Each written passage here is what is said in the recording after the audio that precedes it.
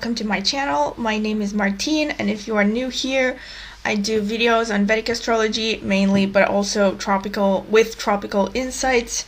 I focus on both natal and synastry or relationship astrology. And if you like this video and if you like my channel and you would like to hear more content from me, please like and subscribe and hit the notifications bell to see when I will post the next video. And also, if you're interested in a personal consultation, I do consultations on a variety of topics from synastry to all kinds of personal readings. Please email me at the email that I will leave in the video description. So thank you. And without further ado, let me get into today's topic, which is something that I had promised to make a while ago. Namely, is the video on Venus as the man's wife, and what does Venus show. Namely, this is basically the equivalent of the video that I made about Jupiter being the husband archetype in the woman's chart, and I'm gonna be mainly referring to issues regarding karma and basically what kind of a wife are you going to get. Is the wife going to be a helpful person? Is she going to help you with your path in life? Is she going to make you happy? Or is there going to be trouble with regards to your wife in this lifetime, and what can you do about it if your Venus is in a bad condition? Also, before I get into the actual description, I'm going to mention that as you probably may have realized by now if you've watched my other videos, this is not the only spouse significator in the natal chart, so there are other aspects to be considered, but this is mostly referring to, I guess, the gender-based definition of your spouse. So Venus being the wife archetype in a man's chart, and the other video that I made about Jupiter being the husband in a woman's chart. But there are other things to consider, and I've made videos on these other aspects, most of them, like the Dara Karaka, the planet with the lowest degree, and the ruler of the 7th house, for example. And also another thing that I'm going to mention is that most of this theory that I'm going to present is coming from an astrologer, Ernst Wilhelm, who also has a channel on YouTube. But I am going to be giving my interpretation, and I'm also going to be using the sidereal zodiac, unlike him who uses the tropical zodiac. And there are also other differences. But the main theory, it comes from him, and it's, well, as far as I know, it's based on like ancient Jyotish theories anyway, but just to put it out there. So let me get into it before I ramble too long. So Venus as the wife in astrology in your natal chart. So first of all, what is a good Venus? What is a good Venus placement? A good Venus means that your wife is going to make you happy in this life. It basically means that you come into this life with good karma.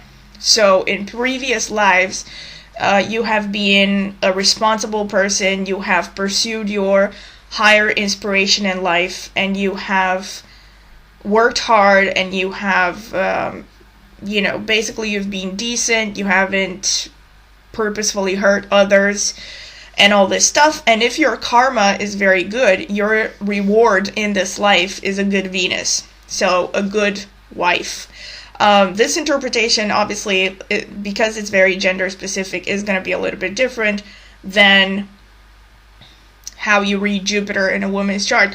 It's because it's based on what a man needs in a relationship versus what a woman needs in a relationship. So this is mostly to do with, like I said in the beginning, the strictly gender-based needs of a person, which are mostly biologically dictated. When it comes to spiritual needs, you have to look at Dara Karaka most importantly, but also other things. So Venus, and like I said in the Jupiter video, same thing with Venus. You have to look at it in three main charts. First of all, there's the rashi or the D1 chart, which is your main birth chart, the one that everybody knows, the one that you first calculate. And then there are also the other two divisional charts, the Saptamsha or the D7 chart, which is the chart of co-creation and partnership and marriage, and also children to a lesser extent. And also in the D9 or the Navamsha, which is your higher spiritual path in this life, and mostly gets activated after marriage or after the age of 35. And Venus in each of these charts signifies a different thing. So, and also, if you want to know how to calculate them, I will leave comments in you can check the video description, because there's also a video that I made that I link to every video about how to easily calculate these charts for free. So yeah, Venus in the D1 or the Rashi chart basically shows if a woman or if your spouse archetype is going to help you in this life. So basically, men who have a strong Venus in the Rashi chart are men who, and you can easily see this, like, you can see, like, for instance, in famous people's charts, and I'm going to get to some examples by the end of the video. There are men who really have received a lot of support and a lot of help from their wives or their romantic partners in this life. So if you don't have a good Venus in this chart, it isn't catastrophic, because the D1 is your life path. It's like everything that has to do with the path that you are walking on, basically. So your career, your drive, your personal goals and ambitions, everything is shown by the D1 chart. And so if Venus is not particularly great in this chart, it is not that bad. It's not the worst situation, because these are all things that, technically speaking, you can do through your own efforts. So you don't really need a good wife in order to have a career. It helps if you do. Obviously, it will make your life easier, but it's not necessary. On the other hand, when you look at it in the D7 chart, the D7 is basically everything that you want from a wife and you basically couldn't get by yourself. Things like, intimacy, physical and otherwise, romance, excitement, all the sugar spice and everything nice that you can expect from a relationship is shown by the D7 chart. Also, children and relationship towards children. How good is the wife going to be in taking care of the children? Is she going to be a good mother and all this stuff? So if you have like a bad Venus in the D7, it basically shows that you're going to be frustrated in terms of finding a woman that you are madly in love with. It's also, to some extent, I didn't really think about it before today, but it's also to some extent an indication that you're not likely going to end up in a love marriage unless you do a lot of work on your karma.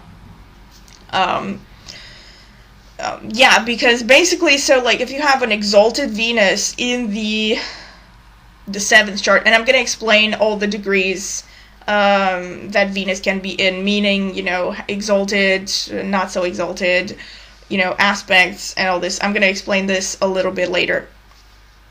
But for now, just to explain in general what Venus means in each chart. So Venus in the 7th, if it's in a good placement, it basically means that you're going to marry the woman of your dreams, and you're going to be super happy, and you're going to be attracted to her, and she's going to give you children if you want children. She's going to be a decent mother, and she's going to help you in co-creating a relationship, basically. And so if Venus is trashed in this chart, you're not going to get all of these things, not without a lot of work and a lot of sacrifice. So there are always going to be frustrations, basically, if Venus is in a bad placement in the D7. Also, in the D9 is probably actually the most important, because the D9 or the Navamsha is, like I said, your spiritual path. And if you have a bad Venus, basically Venus being, quote, the reward in this life, a man who has like a bad Venus in the D9 is actually going to be pretty unmotivated in life.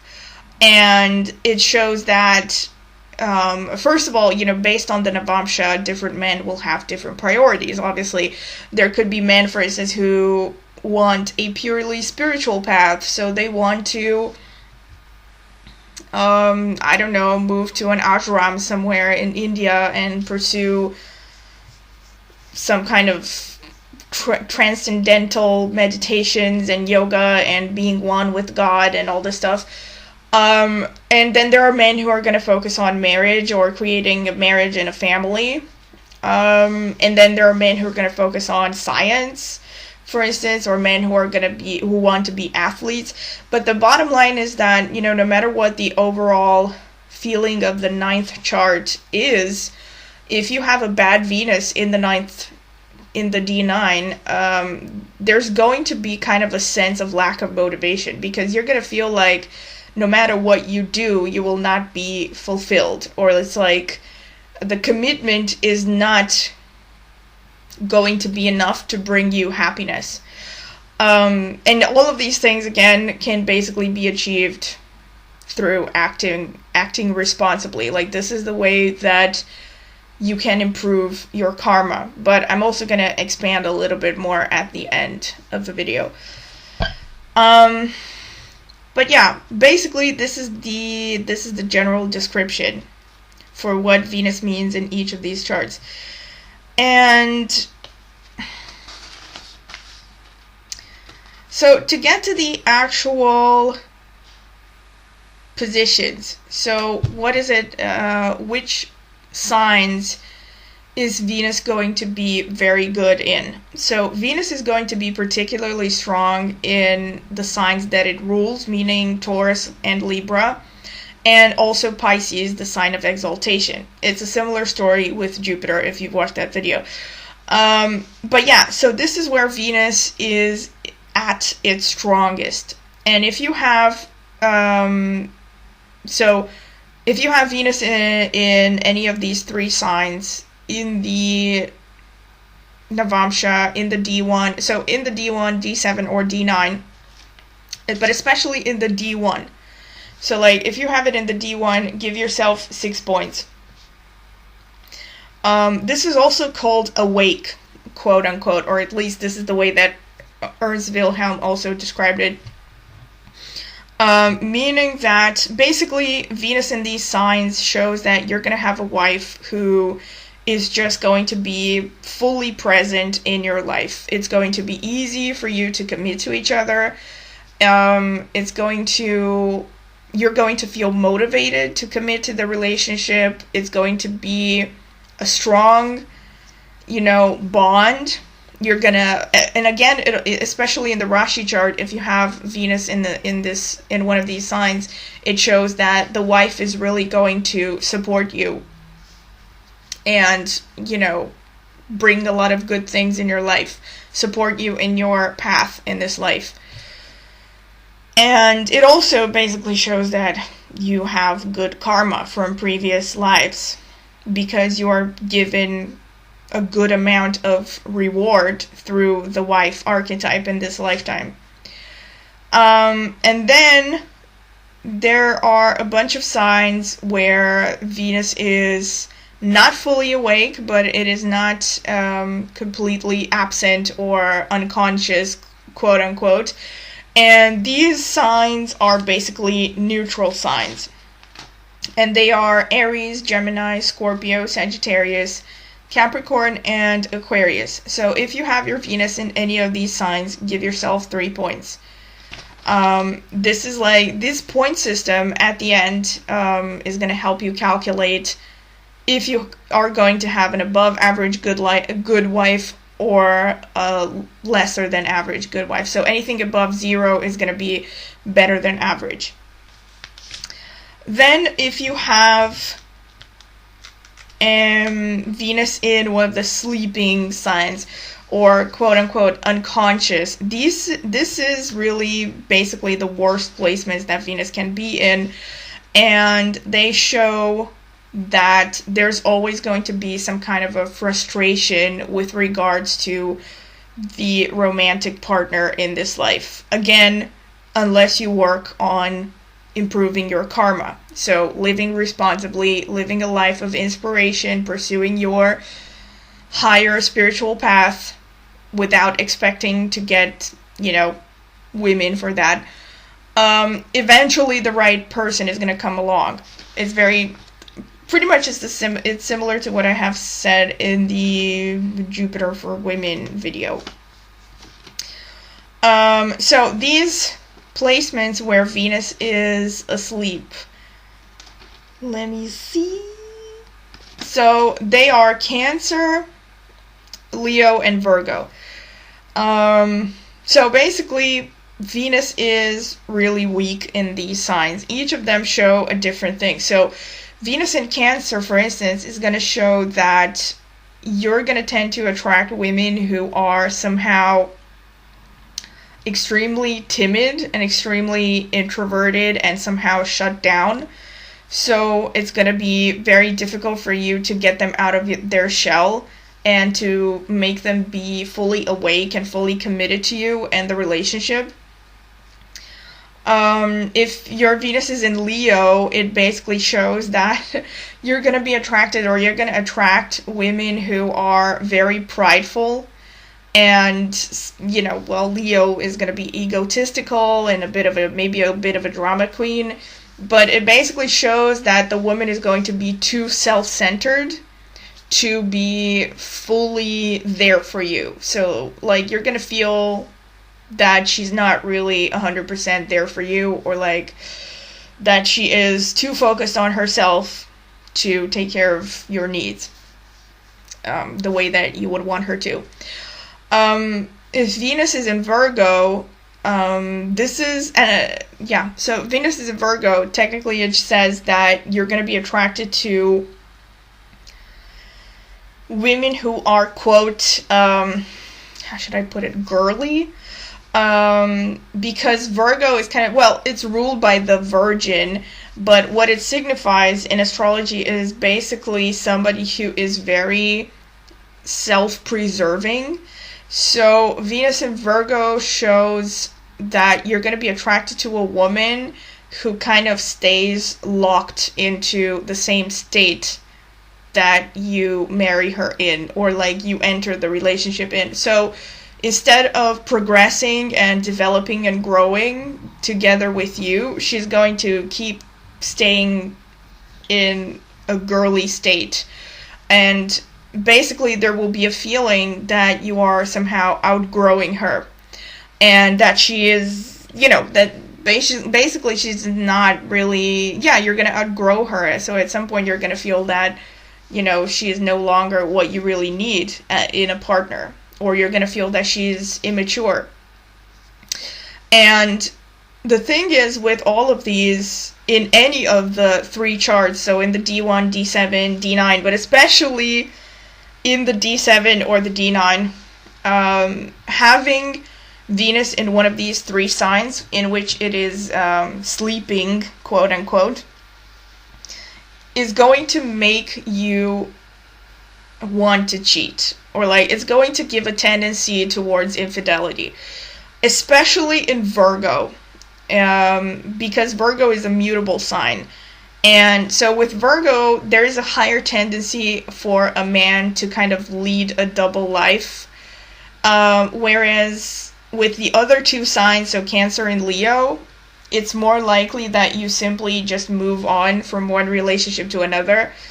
But the bottom line is that the reason why there will be a tendency to be unfaithful is because you're simply going to be dissatisfied with the partner that you are getting. But the problem is that unless you are working on improving your karma and taking responsibility for yourself and your life and pursuing whatever makes you feel inspired and fulfilled from a spiritual point of view, you're going to keep attracting the same frustrating female archetypes.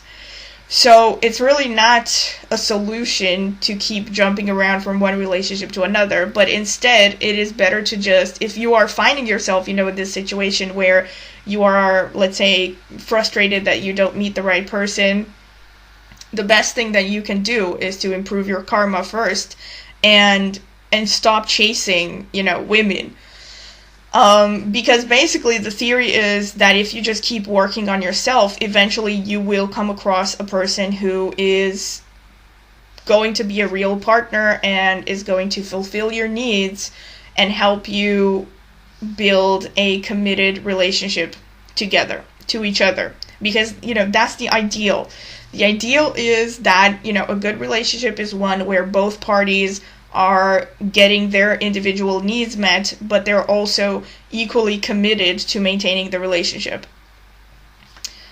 So, yeah, that's what it means. And also, another thing that I can say is that Venus in the D9 chart being sleeping in one of these signs, so in Cancer, Leo, or Virgo,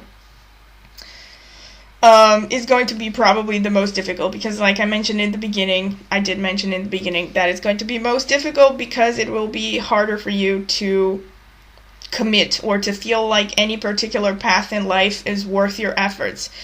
And this is something that you need to just work over. Like I said, you need to work through this fear of responsibility in order to improve your karma. So whatever passions you might have, whatever inspiration you might have, you need to pursue that and stay loyal to your path and be diligent about it without expecting, a gorgeous wife as a reward, basically. That's what it means. Let me see what else. So, yeah, and another thing that I can say is that, one of these... So again, about the sleeping Venus, the sleeping beauty situation, this could literally mean that you attract women who are just not productive, or basically, yeah, it's kind of like the equivalent of whatever sleeping means, like unconscious. So she's not fully present, so she is not maybe picking up the slack and not doing her side of the work in the relationship. So you feel like you have to be dragging her around, kind of like that. So you're going to be feeling like she's not really helping. She's not giving you what you need.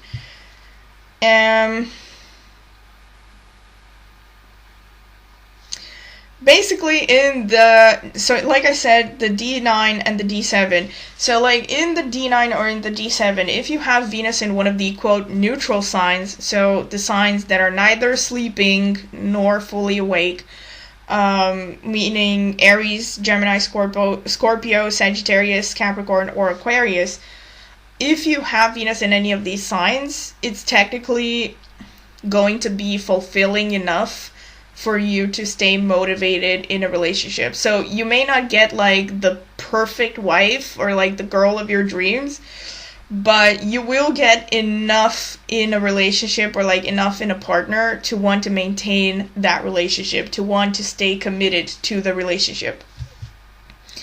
Because like I mentioned before, so D7, somebody who has Venus in exaltation, so in Pisces, Taurus, or Libra, in Pisces it's exalted, and Taurus and Libra it's in its own signs, which is the awake scenario. So if Venus is in one of these signs in the D7, you're basically going to be super happy, and you're going to end up marrying the girl of your dreams. You're probably going to get everything that you want in the relationship, the physical attraction, the love, the romance, and everything.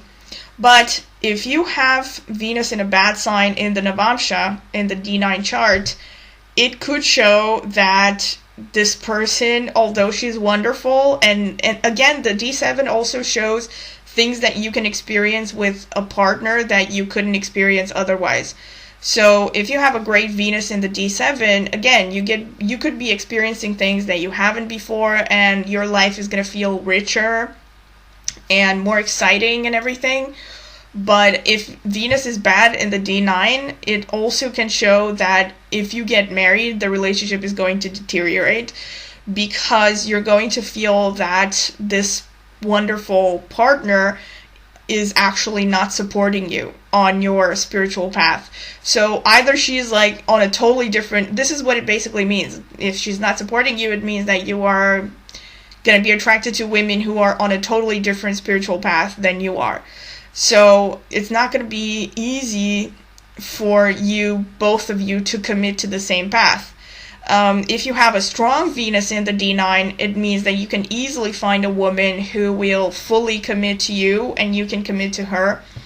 And she will support you on your path, on your higher mission in this life, whatever that may be. Like I mentioned before, it could be being a scientist, a family guy, an athlete, a spiritual person, whatever the situation may be. A strong Venus in the Navamsha is going to show that, she is there by your side and supporting you. If you have a Venus that is not fully awake, but is in the neutral signs in the Navamsha, you may not get a woman who's like 100% supportive. Like 100% supportive would mean something like, let's say you're both working in the same field and you really fully understand each other and you are working for the same goals and you might even help each other at work. But a neutral sign Venus could be that her spiritual path is complementing your spiritual path. So she is supportive, even though she doesn't maybe fully understand what your spiritual path is, or she doesn't really care about exactly the same things that you care about. But if Venus is really bad in the Navamsha, it basically means that you will tend to attract women who don't support your spiritual path at all. And the other way around, like if you have Venus in a very strong placement in the Navamsha and you have it really bad, let's say you have Venus in Pisces in the Navamsha and you have Venus in Cancer in the D7, it shows that you're going to find a woman who will fully support you spiritually. Maybe she's going to have the same spiritual path, so she's going to be committed to you and she's going to be loyal and all that, but you're not going to get the love, the passion, the excitement, maybe not even the physical attraction, all of the things that are signified by Venus in the D7 or the Saptamsha, right? So these are just a few examples of how this can play out. So the point system, I'm going to start all over with the point system. So when it comes to the D7 and the D9, you only want to look at the sign. So aspects don't really work for the D7 and the D9. But in the D1, you want to look at planetary aspects as well. And having a really strong Venus in the D1 can actually compensate a lot of the bad things that can happen in the D7 and the D9 to some extent, in the ways that I have mentioned. But basically, if your Venus is trashed, especially if it's trashed in each of these charts, you need to just work on improving your karma. That's the bottom line. So just for the D1 chart, you also want to look at aspects. So in the D1 chart, aspects from Venus's friend Mercury. So if Mercury is conjunct Venus, give yourself 6 points. And this is in continuation to the things that I mentioned previously, right? So once again, if Venus is exalted and it's in its own signs, Taurus, Libra, or Pisces, give yourself 6 points. If Venus is in a neutral sign, so in Aries, Gemini, Scorpio, Sagittarius, Capricorn, or Aquarius, give yourself 3 points. If Venus is in one of the negative signs, or in the negative placements, where it's sleeping, so Cancer, Leo, or Virgo, give yourself -6 points. And now for the aspect. So if Venus is conjunct Mercury, the friend Mercury, give yourself 6 points. If Mercury is opposite Venus, give yourself 3 points. If Saturn is aspecting Venus by 3rd, 7th, or 10th aspect, give yourself plus 3 points.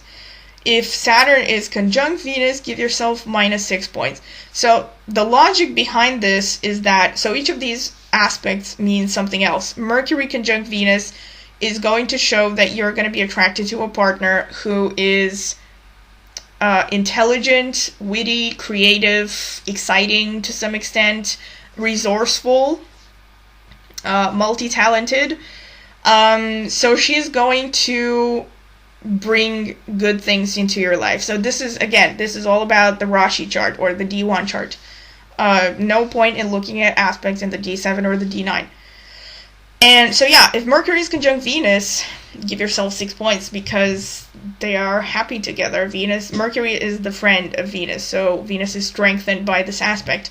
To a lesser extent, if you have the opposition, which is the other aspect that Mercury can make in Vedic astrology, give it 3 points. If Saturn is aspecting Venus, it means that you're going to get a wife who is basically ready to work for a relationship, and also it means that you have a realistic view of relationships. Like, you understand that relationships imply work and you are willing to make that effort. So it means that both of you and your spouse, are going to be realistic about your expectations, and you're also going to be willing to work through any obstacles or challenges that may appear during the relationship. If you have Saturn conjunct Venus, however, give yourself minus 6 points, because Saturn is basically going to drain any planet that it conjoins, and the significations of that planet. So it's going to starve the Venus signification. You're going to be, if you have a Venus conjunct Saturn, the tendency is going to be attracted to a woman or a wife who is in some way damaged. Like, either she's gonna actually know somebody personally who has this, a man who has this aspect, and his wife had ongoing bouts of depression throughout her life, so she was always like basically unhappy.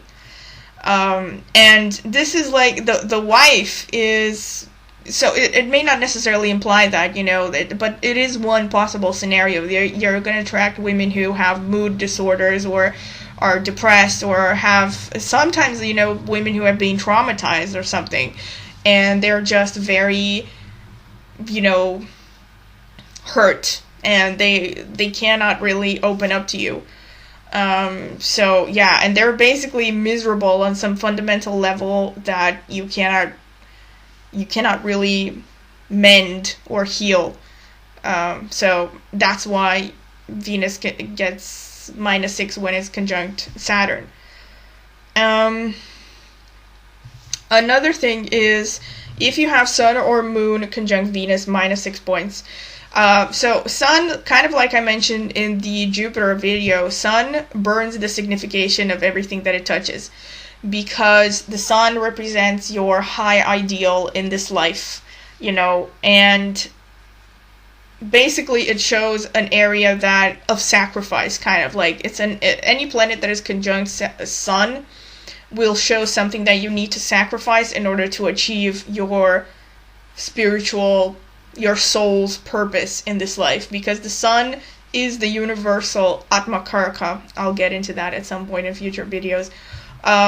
There are also, personalized Atma Karakas. The Atma Karaka is basically the planet with the highest degree, and the Sun is kind of like the general Atma Karaka for everybody, because it shows the soul's path in this life.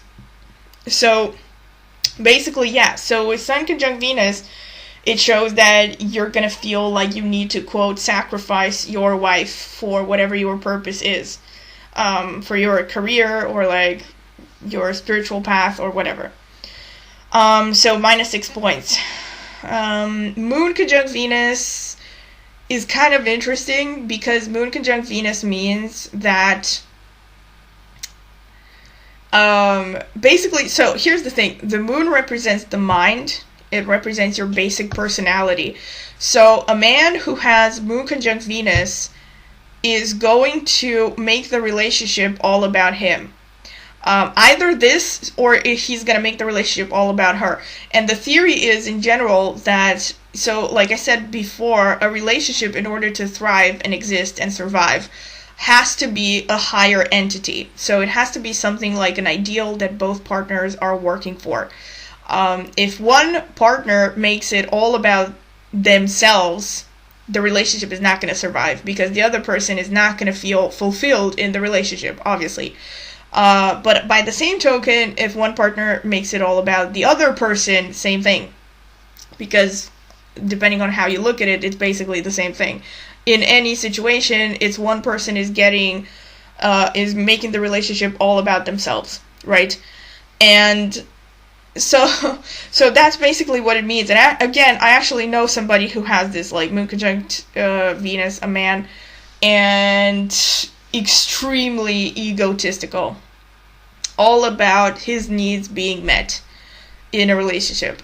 So this is the problem. Like, this is going to be a risk. And if you have this aspect, obviously you need to work on this. You need to work on finding a relationship that you can see as a higher entity worth working for and pursuing, and not something that is like, supposed to suit your needs, or neither should you sacrifice yourself for your partner, because this can also show somebody who's codependent like that. So in any case, if you have Sun or Moon conjunct Venus, -6 points. If you have Sun opposite Venus or Moon opposite Venus, -3 points. Mars aspect, this is just a side note, Mars aspecting Venus doesn't actually do anything in terms of affecting Venus's dignity. Like, Mars aspecting Venus can just show that you're going to be attracted to women who are, athletic maybe, or driven, assertive, ambitious, energetic, all that stuff. But it doesn't actually say anything about how the wife is going to be, or if you're going to get your needs met in the relationship. So I think this is pretty much it. Yep, this is it. Oh no, one more thing. I don't know if I mentioned this. No, probably not. So, very important, if Jupiter is conjunct Venus, 6 points. So, Jupiter, technically speaking, Jupiter is actually not a friend of Venus, but Jupiter, being the great benefic in astrology, everything that it touches, it kind of brings out the best in that particular planet. And it also magnifies the signification of that planet. So, Jupiter conjunct Venus shows that you're going to get a wife who is, you're basically going to get more of a wife. Like, all of the significations of a wife are going to be expanded. So you're going to get more, you're going to get affection, you're going to get a wife who is there for you, who's going to support you. To some extent, of course, it depends on everything else in the chart and all the other planets and what aspects are going on. But it basically means that the wife is going to support your spiritual path, at least to some extent, and is going to definitely be an improvement in your life. She's going to increase your optimism and all this stuff, and you're going to feel, motivated to maintain the relationship, basically. So yeah, if you have Jupiter conjunct Venus, +6 points, and if you have Jupiter opposite Venus, +3 points. And now I'm going to get into some examples, which are funny. So obviously one of the first examples that I had to look at was John F. Kennedy, because I think the women in his life clearly helped him. And the funny thing is that his total Jupiter points, so again, before I get into the examples, I only looked at the rashi chart, because I would have had to basically calculate these individual charts for each of them to see where their Venus lies in the Saptamsha and in the Navamsha, which I didn't have the time to do. If you're interested in that, please leave comments in the section. Interested in things like more detailed celebrity chart analysis, or maybe only this particular aspect, or anything like that. But yeah, I only looked at the Rashi chart to see how the women in their lives supported their life path or not. And in John F. Kennedy's chart, he has Venus in Taurus and conjunct Sun. So Venus being in Taurus is in one of the awake signs. So it gets 6 points for that. But conjunct Sun, like I mentioned, it means that his wife has to be sacrificed for his higher goals. So that gives minus 6 points. So basically the total is 0 points. So it's right in the middle between, bad wife and good wife. So it's kind of like an average wife. But in his chart, in his life, actually, I think the wife definitely supported him. I mean, I don't think he would have made it to be president if he didn't have Jackie Kennedy, right?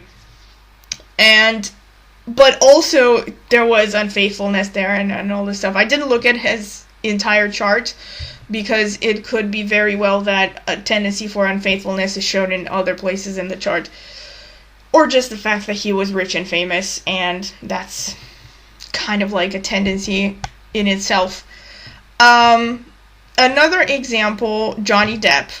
I know, Johnny Depp, who, aside from Amber Heard, actually had really supportive girlfriends and had a very long-lasting marriage, but in the end he hit the midlife crisis and went a bit off the path, off the righteous path. But overall, I would say that his girlfriends have been supportive, accepting the midlife crisis wife. So in his chart, he has Venus conjunct Mercury in Taurus. So that in itself shows, so Venus in Taurus gets 6 points, Venus conjunct Mercury gets 6 points. And then it's also conjunct Sun, again, sacrifice of the wife for the higher goal or for a career, minus 6 points. But in total, he gets 6 points, which is above average. So technically, it shows a good spouse archetype or a good wife. Brad Pitt, Venus in Sagittarius, he gets 3 points. Venus conjunct Moon, he gets minus 6 points. So funny that he has Venus conjunct Moon, because I think in his chart, I think in his life, I mean, if you look at his relationships, I think he pretty much oscillated between either making his relationships all about him or all about the other person. Like, I think with Angelina Jolie, it was more all about her. But I don't know, this is just my impression. The one with Aniston was probably all about him. So yeah, he has Venus conjunct Moon, so he gets minus 6 points. Venus conjunct Mercury, he gets 6 points. So the total is 3 points. It's above average in any case. And in his life, again, I think it's pretty obvious that overall the females, the partners that he has had, the long-term partners and wives, have actually helped his life path. They're definitely didn't stay against his life path and his career and all that stuff. Especially the relationships that he had early on, which probably gave him a lot of publicity, like the one with Gwyneth Paltrow and whatever relationships he had, I don't remember. Doesn't really matter, but basically, yeah, I think it checks out.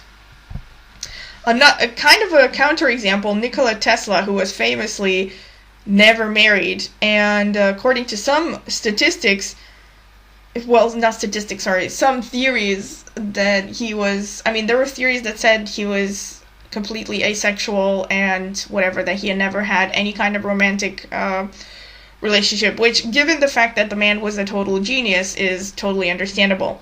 And in his chart, he has Venus in Gemini, so that's 3 points. And also conjunct Sun, minus 6 points. Again, wife archetype was sacrificed for his higher goals. Venus conjunct Saturn, minus 6 points. This shows that he may have been attracted to women who were damaged. But the total is minus 9 points. So here's the thing, like with these charts, and this is kind of similar to what I said in the Jupiter video for women, it could very well be that a person who has a very bad placement in the Rashi chart for this husband or wife archetype they just don't even try to get a relationship because they feel that a relationship, intuitively, they feel that a relationship would be a burden on them. So they don't even try to go like dating or try to get married or something like that. That is one thing. Of course, there could be other things in his chart that explained being asexual and celibate and all that stuff. Yeah. Another example, Bill Clinton. Wow. I was like, I had to check this out. So, he has Venus in Virgo, like I mentioned. Venus in Virgo, tendency to be unfaithful is at the max. Which, of course, is not to say that it has to be Venus in Virgo to make a man... it has to be Venus is in a bad sign, and in order for a man to be unfaithful. Of course, there are other placements that I didn't discuss in this video. But in his chart, in his particular case, it really checks out. So, Venus in Virgo conjunct Jupiter. And so, Venus in Virgo gets -6 points. Conjunct Jupiter gets 6 points. And his Venus is also opposite Moon. This could be the relationship is either all about him or all about Hillary. Like, so, yeah. Basically, the total is -3 points. So his spouse archetype is not the greatest in his rashi chart. I don't know about the D9 or the D7, but considering the fact that he married somebody who was in his own profession, I think they're both lawyers by training, and I think they met in university, if I remember correctly. Considering this background knowledge, it could very well be that in the Navamsha he has a very good Venus, because they are both on the same path, basically the same higher path in life. And the final example that I looked at is Paul Newman. Because, and I have mentioned this example like several times in several videos, Paul Newman and Joanne Woodward were one of the most long-lasting couples in Hollywood history. They have been married for like, I don't know, a long time, 40 years, 30 years, something like that. But they had a very long-lasting marriage, and their chart, their synastry was very good. And in his chart, his Venus is very, very strong. So he has Venus in Gemini, which gets 3 points. Conjunct Mercury gets 6 points. Conjunct Jupiter gets 6 points. And also, his Venus gets a third aspect from Saturn, 3 points. So the total is 18 points. And the funny thing is that with all of these aspects on his Venus, you know, it explains why the relationship he had was so long-lasting. Because the wife was obviously very supportive of his path. And probably because all of these planets were aspecting Venus, he was getting all this different kind of support and interaction from his wife. So conjunct Mercury means resourceful, intelligent, great intellectual companion. Conjunct Jupiter, you know, means that she is also spiritual in of herself, and that she is happy and increased his happiness in return. And also wealth, possibly, through her support. And the aspect from Saturn shows that she was mature enough, and he was mature enough to understand that a relationship required work. So they were both resilient against possible obstacles. So yeah, like, I think it really checks out. So once again, thank you if you have made it to the end of the video, and if you like it, please give a thumbs up, comment below if you want to ask any potential questions, and if you have any ideas for like future videos that you might want to hear about. And also, please subscribe and hit the notifications bell. And if you're interested in a personal consultation, please email me at the email address that I will leave in the video description. And thank you.